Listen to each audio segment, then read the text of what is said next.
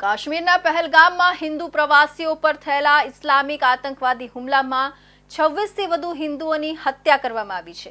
એ મૃત્યુ પામેલા મૃતાત્માઓની શાંતિ માટે અને ઇસ્લામિક કટ્ટરપંથીને સજા મળે એ હેતુથી ઇસ્લામિક આતંકવાદીના વિરુદ્ધમાં વિશ્વ હિન્દુ પરિષદ બજરંગ દળ ઈચ્છાપોર પ્રખંડ રાંદેર જિલ્લા તરફથી ધરણા પ્રદર્શન અને પૂતળા દહનનો કાર્યક્રમ યોજવામાં આવ્યો હતો।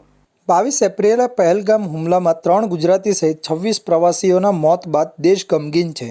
મોડી રાત્રે મૃતકોના મૃતદેહ વતન પરત લાવ્યા બાદ મૃતદેહને અગ્નિદાહ અપાયા હતા। ત્યારે રાજ્યભરમાં નિર્દોષ મૃતકોને શ્રદ્ધાંજલિ આપવા ઠેર ઠેર શ્રદ્ધાંજલિ કાર્યક્રમ અને વિરોધ પ્રદર્શન થઈ રહ્યા છે। સુરતમાં પણ વિશ્વ હિન્દુ પરિષદ બજરંગ દળ ઈચ્છાપોર પ્રખંડ રાંદેર જિલ્લા દ્વારા પાકિસ્તાન અને આતંકવાદનું પૂતળું બાળી વિરોધ કરવામાં આવ્યો હતો।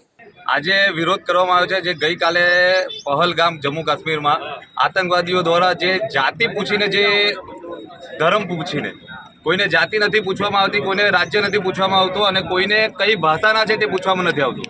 પૂછવામાં એટલું આવ્યું છે કે તમારો શું ધર્મ છે અને એટલી ક્રૂરતા બતાવવામાં આવી છે કે હિન્દુઓની પેન્ટ ઉતારીને એમનો ધર્મ ચેક કરવામાં આવ્યો છે।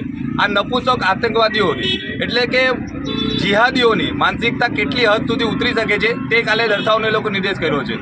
અને હું સરકારને એટલું નિવેદન કરું છું કે આ લોકોને મોત એવી આપો કે આગળના આતંકવાદીઓની પણ પેશાબ નીકળી જાય અને લાલ કિલ્લા ઉપર જ્યાં લાલ ચોક પર જ્યાં એક કાળે પાકિસ્તાનના ઝંડા લાગતા રહે ત્યાં આતંકવાદીઓને લટકાવીને ગોલી મારવામાં આવે અને દેશની સામે એક નમૂનો પેશ કરવામાં આવે કે આતંકવાદીઓ દ્વારા જો આવી ઘટનાઓ થશે તો આના પરિણામ આ રીતે ભોગવવા પડશે। કારણ કે 1990 પછી આજ લગી આતંકવાદીઓના જે ષડયંત્ર ચાલતા હતા તે દબાવવામાં આવ્યા હતા, પણ હવે 1990ની પર પાછી આઈડિયા પદ્ધતિઓ ચાલુ થઈ ગઈ છે એવું જોવા મળે છે।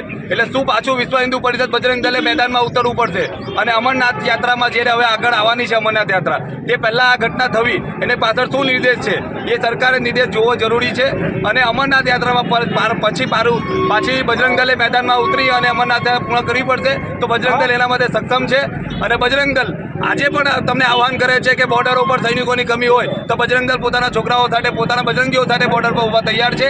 કારણ કે ધર્મ માટે અને હિન્દુત્વ માટે અને ભારતના રાષ્ટ્ર માટે એ બજરંગ દળ હંમેશા તટસ્થ રહેશે। વિશ્વ હિન્દુ પરિષદ બજરંગ દળ ઈચ્છાપોર પ્રખંડ રાંદેર જિલ્લા દ્વારા સર્જિકલ સ્ટ્રાઇકની પણ માંગ કરાઈ હતી। હાથમાં પાકિસ્તાન વિરોધી બેનર લઈને પાકિસ્તાન અને આતંકવાદ વિરોધી સૂત્રોચ્ચાર કર્યા હતા। ત્યારબાદ પાકિસ્તાન અને આતંકવાદ મુર્દાબાદના લખેલા પૂતળાને આગ લગાવી વિરોધ કર્યો હતો।